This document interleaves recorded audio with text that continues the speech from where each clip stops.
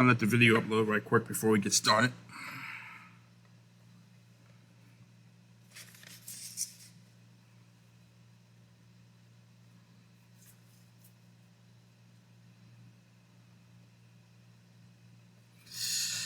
All right, I'm the Shock Exchange, of course, and this is Trump and the GE.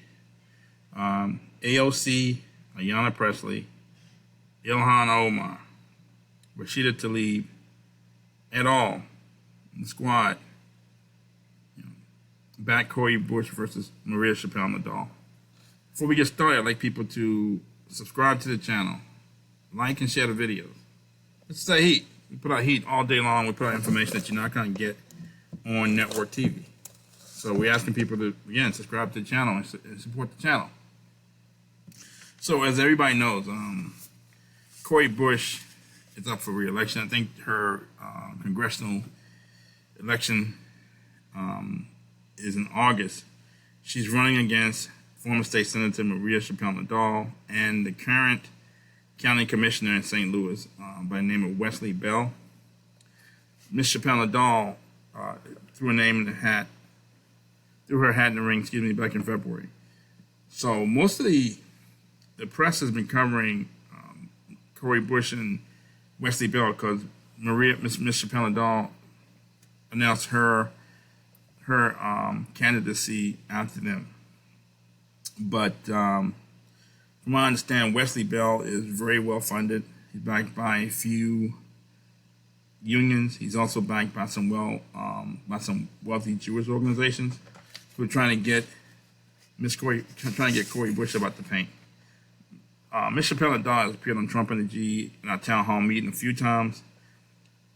She blew us away in terms of her passion for her community and constituents, and her ability to frame the issues facing her community and the ability to discuss the path forward with policy.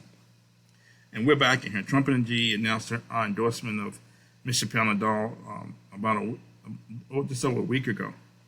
And we think she has a very strong candidacy. Ms. Cori Bush, who's the incumbent, Congresswoman Cori Bush, she's well known. I know who she is. She's well known because she and the squad have gotten a lot of publicity. I don't live in St. Louis, which could be an issue. Because whether she's well known nationally, how does that benefit her constituents?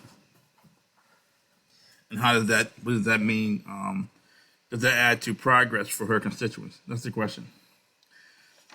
The squad, she's connected with, again, AOC out of New York, Jamal Bowman out of New York, Congresswoman Ayanna Pressley out of, I think, Massachusetts, Ilhan Omar out of Minnesota,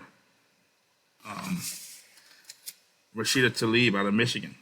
And they tend to vote together as a block. They tend to vote together pursuant to infrastructure investing, have a core policy on Islamophobia, and they've also come out together on the need or the desire for a ceasefire in Gaza, which may have gotten them into some hot water, may have caused some consternation with certain Jewish groups. So the question remains: can the squad deliver results? Those results could mean policy. Can they get policy passed in Washington? They're good at publicity. They're good at performative behavior. They're good at, for instance, when Cori Bush got reelected, she said something like "squad up," like when the twin powers activate. Like, it's very performative, a lot of sloganeering. But can they get policy passed in Washington, and can they deliver results for their constituents? And one of the tests could be the congressional seat in the first congressional district in Missouri that the Congresswoman Cori Bush currently holds. Can they lend their names, their publicity, and their power and influence behind Cori Bush to get her reelected for a second term, for her third term? That's the question. So. And they're trying to answer that question in a big way. There's an article from The Hill which says Tlaib Bush formed joint fundraising committee ahead of Bush's primary. So it says here, progressives, Congresswoman Rashida Tlaib, Detroit, Michigan, and Cori Bush, Missouri, have formed a joint fundraising committee. Tlaib's office confirmed to The Hill. The committee, dubbed Sisters Saving Lives, was filed with the Federal Election Commission on Thursday. Okay. So Tlaib and Bush, both members who have been critical of Israel's handling of the war against Hamas, started the committee because of the threat. American Israel Public Affairs Committee, AIPAC, poses to progressive lawmakers critical of the country, according to a source familiar with the matter. AIPAC is expected to spend $100 million across various races in 2024, with Bush being one of the primary targets. So I understand that AIPAC is trying to get the squad about the paint, and they're putting resources behind all of the candidates running against the squad, running against Congresswoman Tlaib, Ayanna Pressley, Cori Bush, AOC, so on and so forth. So they're under attack, at least from a fundraising perspective. Okay. It says here, Bush is running in a competitive primary against St. Louis County Prosecutor Wesley Bell in Missouri's 1st District. In a poll from February conducted by the GOP-leading Remington Research Group, Bush was down 22 points against Bell, who was recently endorsed by the Democratic Majority for Israel PAC. The new committee will be a fundraising boost for Bush, who so far has been narrowly outraised by Bell.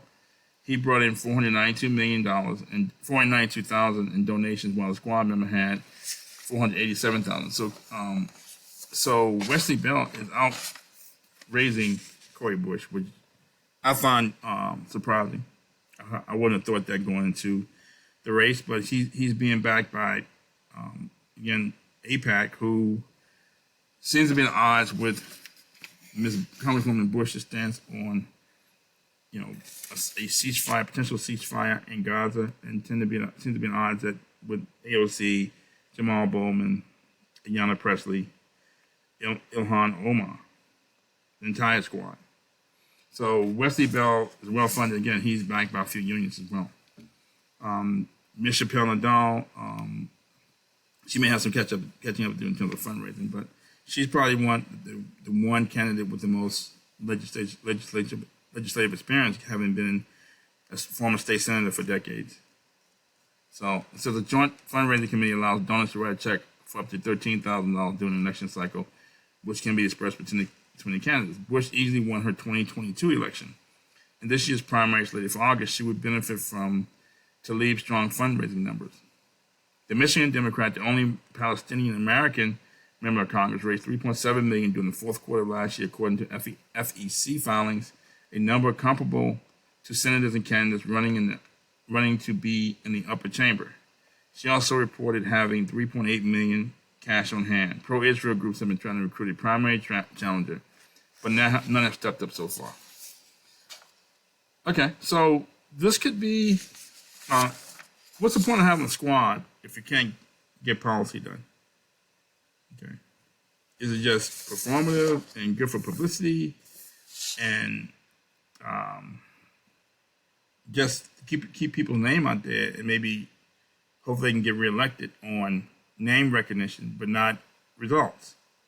So this is a key, in my opinion, this is a key test for Cori Bush and the squad. What's the point of having a squad if you can't help fundraise and lend your name to other members of the squad, and then you influence other members of the squad to help them get elected and reelected locally? That's the question. And so while Congresswoman Bush, maybe at odds with AIPAC, she's also discussed defunding the police. She's also, I understand, being investigated by DOJ for potential campaign finance issues, where she may have funded her boyfriend at the time to provide security services out of her campaign funds. And this could be an opening for Ms. Chappelle-Nadal to raise money, and also an opening for Ms. Chappelle-Nadal to show her understanding of the issues facing her constituents and the path forward. how she can deliver on crime, how she can deliver on helping unemployment statistics in St. Louis, and how she can maybe reach across the aisle to work with Republicans and work with major donors, work with corporations, and work with people in Congress to get policy done for the benefit of her constituents. That could be an opening for Ms. Chappelle-Nadal, who I think is a viable candidate. So that's basically it. This is going to be very interesting to see if the squad is a viable force in Congress, a viable political force, or viable political bloc, or just a loose association of people who are good at PR and performative, putting on performance and engaging in sloganeering. So that's basically it. This is Cori Bush, back to squad against Maria Chappelle-Nadal. Thank you for listening. Thank you.